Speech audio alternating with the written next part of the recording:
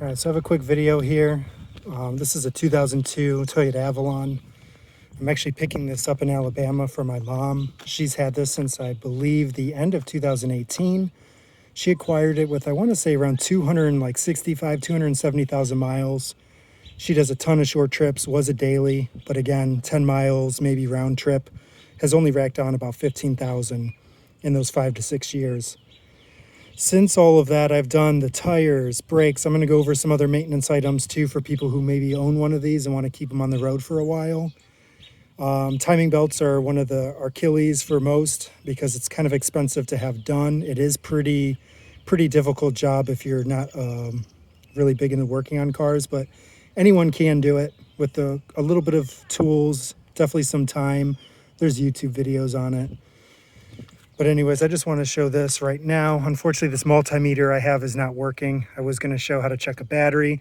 This car has sat for months. My mom did actually have AAA come out. They jump started it and they told her to let it run for about an hour and a half to charge up the battery.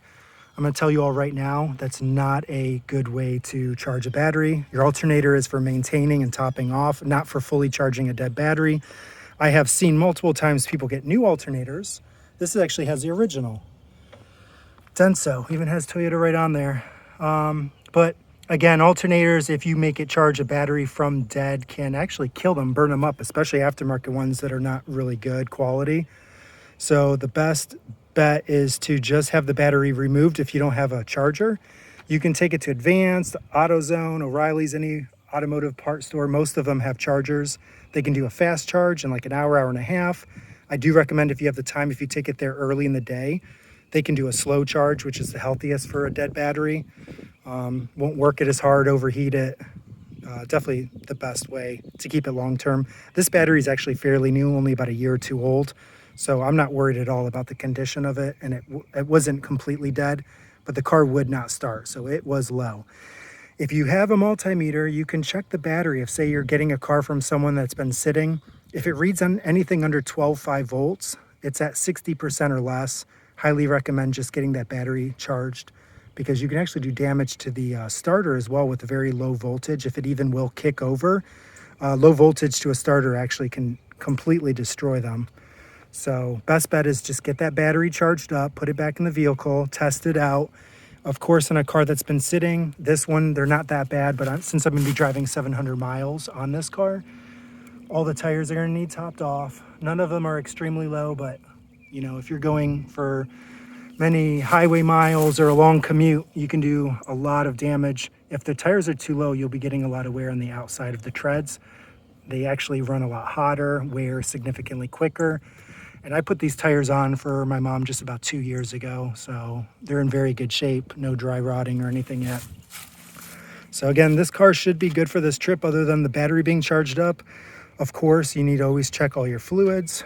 This one, the oil was in perfect spot on it, still very clean, all the way to the top. I did notice, and I did put a radiator in this just a couple hundred miles ago. The car's been pretty much sitting since my family knew I was gonna come get it. The radiator went at about 285,000 miles where it's sitting now, and I thought I had all the air out of the system, but another thing to check on a car that's been sitting, you need to check all your fluids. Coolant is low. I doubt it needs much, but I do need to still rectify that issue before I take it on this long commute. If you have a radiator cap, that's where you should be checking it when the engine's cold, of course. What's in the reservoir is does not matter. It's irrelevant if the radiator is topped off, but it is low here also. So I'll be topping off the radiator, maybe add a little bit to the reservoir, which I'm not overly concerned about. Hopefully it was just a little bit of air in the system. It's not leaking. I will say I did reuse all of these hoses. Whenever you do a job like this on an older vehicle, it's always best to replace all of these. Many times once you break that seal, the rubber is now compromised. It's not as soft. And when you put it back, even with these good clamps, it'll never make a perfect seal. And you can have a very slow leak and not catch it. So best practice is just to replace them while you're in there. I did not. So just giving some information. But here's the overlook of the car from the side. It's not a looker. Paint's definitely a little messed up on it, but really doesn't have any dents, dings, anything really.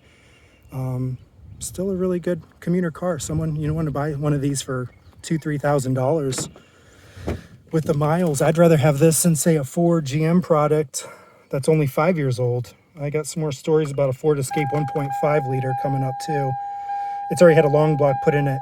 It's sitting at only 47,000 miles. So again, I'd rather have one of these old beaters with some issues. But here's the mileage on it. 285,000.